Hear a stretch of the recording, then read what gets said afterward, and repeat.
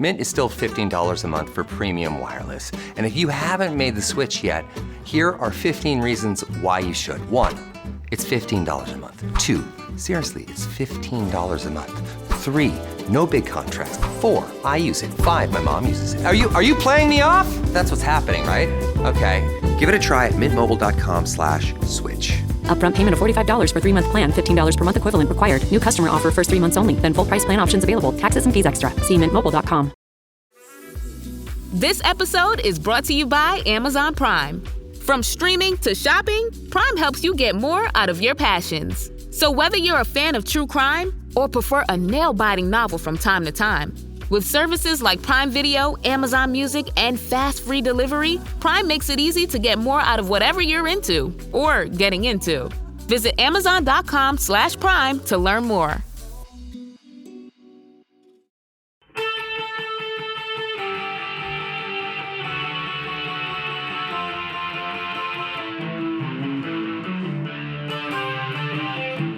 This is the Daily Blast from the New Republic, produced and presented by the DSR Network. I'm your host, Greg Sargent.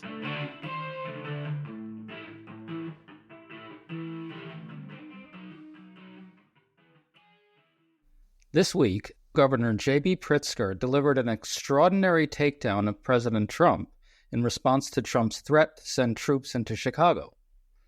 Soon after, Trump exploded in fury about Pritzker's impudence, calling the governor a bunch of names and instructing Pritzker to bow down before him and beg for his help in fighting crime. What's striking here is that Pritzker did something unusual. He communicated directly with his constituents from the heart, vowing to use all his power to protect them from Trump's authoritarian takeover. Rather than let Trump get away with pretending his moves are in any sense about fighting crime, Pritzker cast Trump as the primary threat to the people of his state. All this comes as a new poll shows that majorities of Americans simply are not accepting Trump's word for it that this is all about crime. So why are pundits pretending he's winning the politics of this battle when he's not? We're talking today to Brian Beutler, who has a great new piece on his Substack Off Message, taking stock of what Pritzker did. Good to see you again, Brian. It's great to be back. So let's just jump in and start with J.B. Pritzker's response to Trump. Here's one excerpt. It's a bit long, but it's worth it. Listen. To the Trump administration officials who are complicit in this scheme, to the public servants who have forsaken their oath to the Constitution to serve the petty whims of an arrogant little man, to any federal official who would come to Chicago and try to incite my people into violence as a pretext for something darker and more dangerous, we are watching, and we are taking names. This country has survived darker periods than the one that we're going through right now, and eventually the pendulum will swing back, maybe even next year. Donald Trump has already shown himself to have little regard for the many acolytes that he has encouraged to commit crimes on his behalf.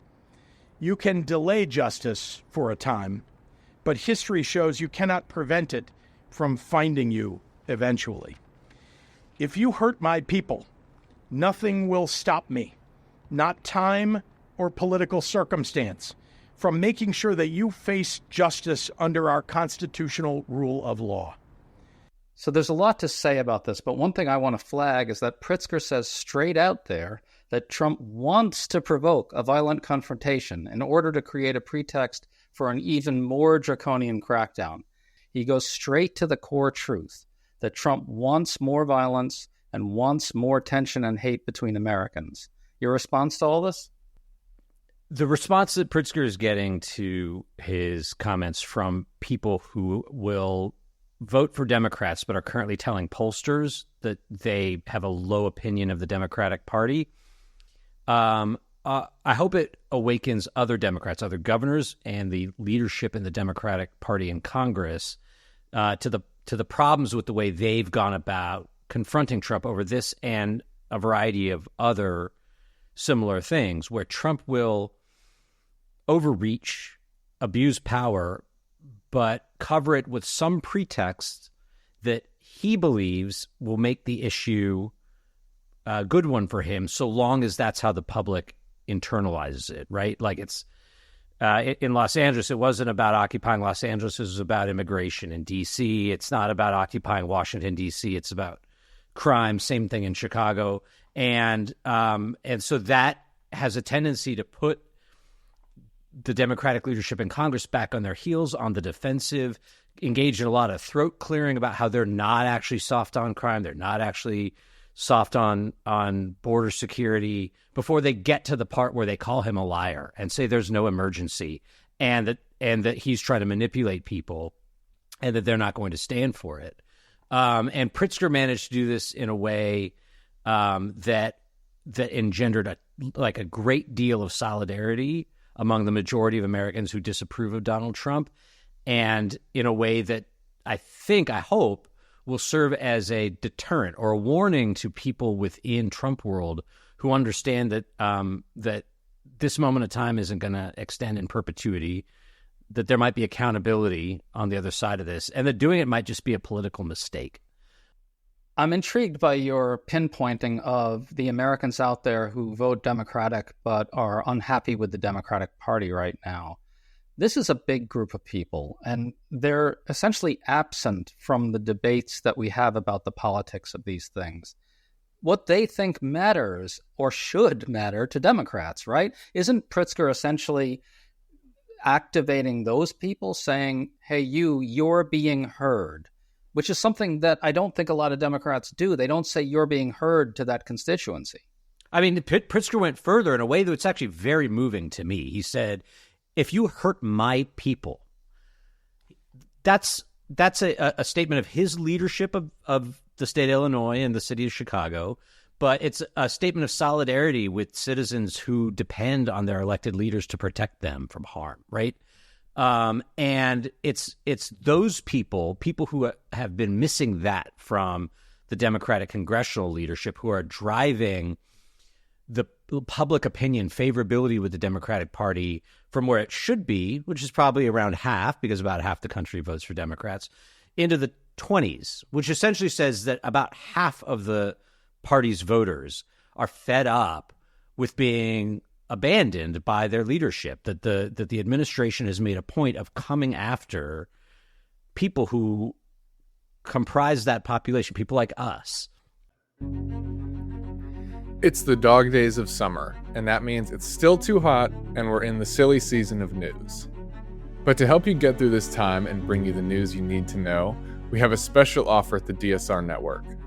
Right now, using code DOGDAYS at the dsrnetwork.com/buy, you can get a DSR membership for 50% off. That means access to our Discord community, members-only sections of your favorite pods, and early access to episodes, all for half off. Sign up today using code DOGDAYS at the dsrnetwork.com/buy. This offer is only available for August, so act fast. Thank you for your support, and enjoy the show.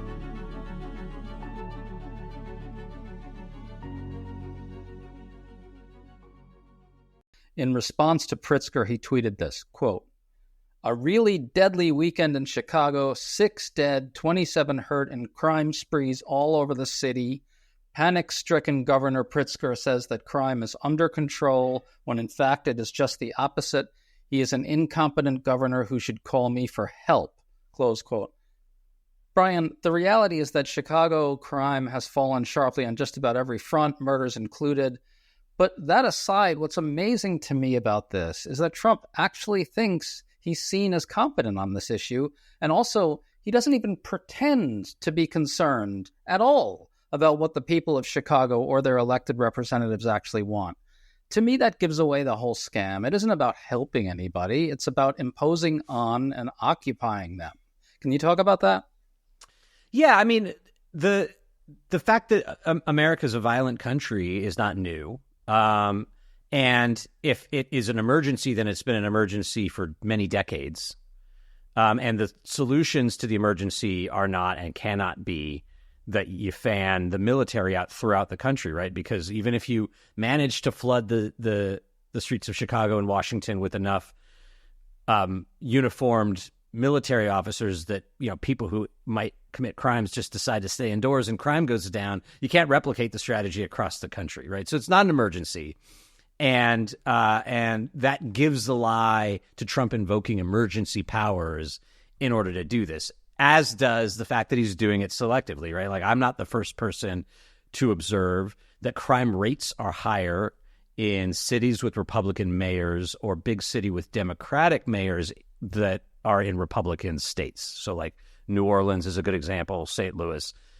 Donald Trump isn't sending troops to those cities because it is about projecting power against and intimidating populations that don't support him and don't want him there. And, he beyond wanting to intimidate them, I believe, hopes that he can push people to their breaking point so that they lash out. They can't maintain the peaceful protest and civil disobedience best practices through endless occupation. And then he cites acts of violence perpetrated against federal agents or National Guardsmen as pretext to crack down even harder. And this is all obvious. I mean, it's obvious if you are interested in like getting to the truth of the matter. Like, think about it for more than 1 second. And I think that it should be at the foregrounded in the way Trump opponents talk about it. That this is all a lie. This is all. The purpose of it is to generate propaganda and to seize more power, and we're not going to play along.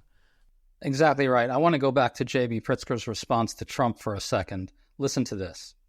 To my fellow governors across the nation who would consider pulling your National Guards from their duties at home to come into my state against the wishes of its elected representatives and its people, you would be failing your constituents and your country. Cooperation and coordination between our states is vital to the fabric of our nation, and it benefits us all. Any action undercutting that and violating the sacred sovereignty of our state to cater to the ego of a dictator will be responded to. So what I think is so critical there is that Pritzker is actually indicting MAGA. He's again going to the essence of things by saying plainly that Trumpism at bottom is about turning Americans viciously against each other, about getting them to hate each other. And that is what MAGA is about. Your thoughts on that? Yes. I mean, I think that Trump and Trump world, they may be in some amount of denial about how unpopular they are. But some of that denial stems from the fact that without ever garnering a majority of the public support, they've managed to attain unfathomable political power. And so there's maybe a disconnect in their minds about how brittle their handle on things is. And so that if they just stoke perpetual war against the other half of America, their hold on power will sort of re-cement itself. And I think that that's a kind of a dangerous assumption for them to make. It's gratifying to hear Pritzker do two things there. The first one is not just ask, but basically tell the Republican governors that he has to work with that he will figure out ways to hurt them back if they participate in this. And B, that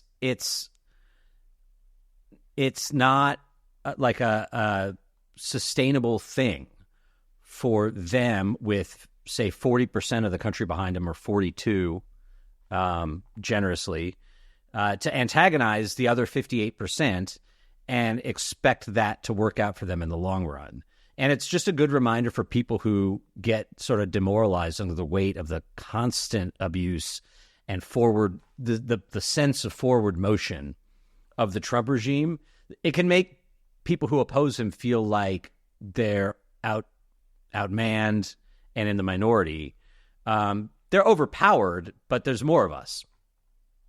Well, to that point, we have this new Quinnipiac poll. It finds that Trump's approval among U.S. voters is 37%, but notably, 56% disapprove of his sending of the National Guard into D.C., only 41% approve. Among independents, it's an extraordinary 61% disapproving of his sending them in. And on his approval of his handling of crime in particular, he's deeply underwater as well, at 42 to 54. When I look at numbers like that, Brian, just to go back to the point we discussed earlier, it makes me think that something like this from Pritzker really would move and resonate with people in the middle as well. They're going to hear someone saying, this is absolute madness, it has to stop. And I think they hear that as essentially an indictment of a massive overreach and a massive display of authoritarian power. You know, Donald Trump has never been able to maintain, to achieve majority support, let alone maintain it. And as he overreaches, as his lust for power overtakes him, and he grabs for more and more, he tends to become less and less popular. And it's not just that he becomes less popular; it's that the majority of the public that disapproves of him, almost all of those people strongly disapprove of him. So it's basically half the country just hates Trump compared to the 25% that adore him. And those are really important numbers, not just for Democrats thinking about how they're going to do in subsequent elections, but where people in the middle are and what might attract them to Democratic appeals, Democratic rhetoric, right? And so there are sort of two schools of thought on this. One is the approach that the Democratic leadership in Congress takes, where they look at past elections and they look at issue polling, and they assume that, okay, because of what this data says, the median voter thinks Democrats are softer on crime than Republicans. Ergo, if Donald Trump is doing something on the pretext of fighting crime, Democrats need to make sure that they don't come across as weak on crime in order to appeal to the median voter. But what I think is happening, and what I think J.B. Pritzker thinks is happening, is that people in the middle are seeing Trump abuse his power, and they don't like it. And when they hear the opposing side not really fight it, they don't like that either. What they do like is somebody with gravitas and courage calling it bullshit and saying, I'm going to use all the power that I have to stand in your way. And if I fail, I'm not going to stop then either, right? If you're a cross-pressured voter and you like some things about Trump or thought you did, but then he does something that you realize is egregious, why would it make sense that you would want to hear the other party soft pedal their opposition to it? You'd want them to be forceful about it.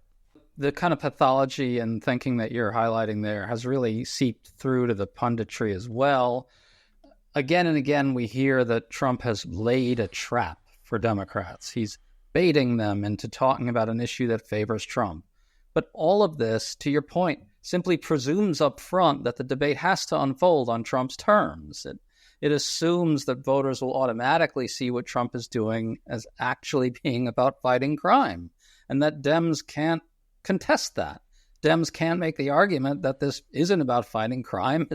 It's about consolidating autocratic power. Is there any reason to assume that Democrats can't make that argument and win it? There's none, except for how they've constructed themselves, how they've built their institutions, how they've recruited talent, how they've hired for advisors and strategists. So you have this big architecture of people who buy the Democrats are weak mindset about all this stuff. And you can kind of see it when, reporters inside the Beltway are doing their sort of insider reported takes on Trumpian overreach. That, liberals in their bubble might not like it when your grandmothers are being hauled off in chains, but, the American people want border security and Democrats are weak on that issue. And so this is probably places Trump's strength. What's happening below the surface of those pieces is that those reporters are going to talk to Republican sources and they're going to talk to Democratic sources. So like communications officials in the Republican Party, officials in the Democratic Party, and people like that, right? And what they're hearing from those people who are hired by the parties that they work for, right, is, the same thing that the pollsters who work for the leadership are saying is like, the Republicans are saying we are on the front foot here, like this is a bad issue for Democrats, and we're going to catch them being soft on crime. And then the Democratic aides, advisors, communication strategists, whatever, are saying a version of the same thing. It's like we don't want to take the bait here, or like we think that we're like walking into a trap if we fight him on this. And so the pundits and reporters who do this kind of journalism walk away with the impression that the parties agree. This is a bad issue for Democrats. And what was so, apart from the substance of it and the real text of it, which is the most important part, the subtext of the Pritzker speech, the thing that cheered me, is creating a proof point for the other side of the argument, the side that you and I tend to agree with, I think, and that we wish was better represented in punditry and in the Democratic strategist class.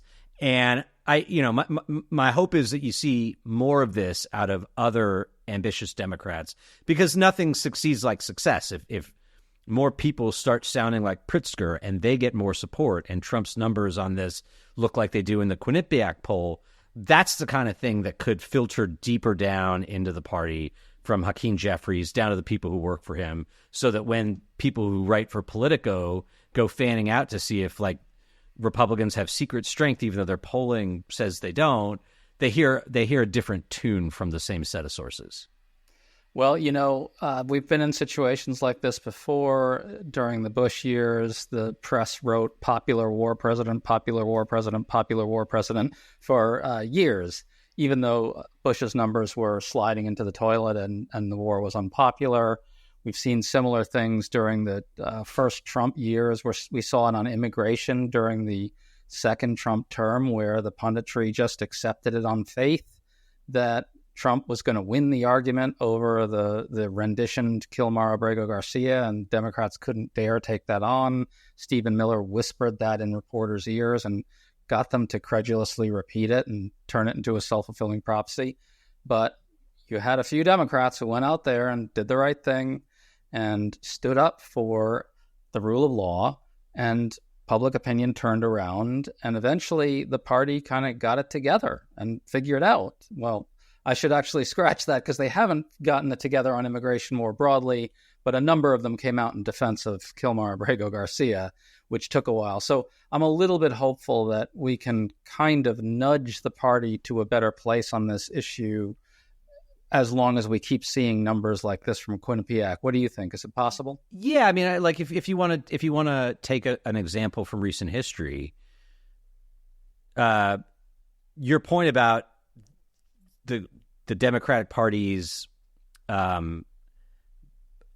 being on the back foot on the Iraq War for so many years, and then the punditry matching that disposition for so many years. What did it take to really upend that, to get people to see the situation clearly? It was Barack Obama becoming a senator, running for president, having opposed the war from the beginning, and defeating Hillary Clinton in the 2008 primary on the basis of her support for the Iraq War, which was in and of itself like a finger in the wind problem, where she was doing what we see Democratic Party leaders in Congress doing today, where public opinion actually is on Kilmar Abrego Garcia, on immigration, on the occupation of cities by National Guards persons. Like, the situation is like crying out for somebody with Obama-like foresight and Obama-like determination to make that the thing that propels him to the top of the field in Democratic presidential politics.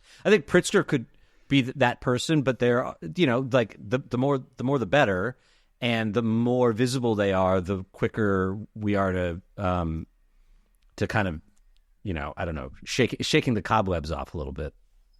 Well, that's what elections are for. And so I guess the bottom line here is that the 2028 Democratic primary jockeying is going to essentially force the party, or drag it, to a much better place on this issue. And I do think that could actually happen. Brian Beutler, always an enormous pleasure to talk to you, man. It's always fun. Thanks, man.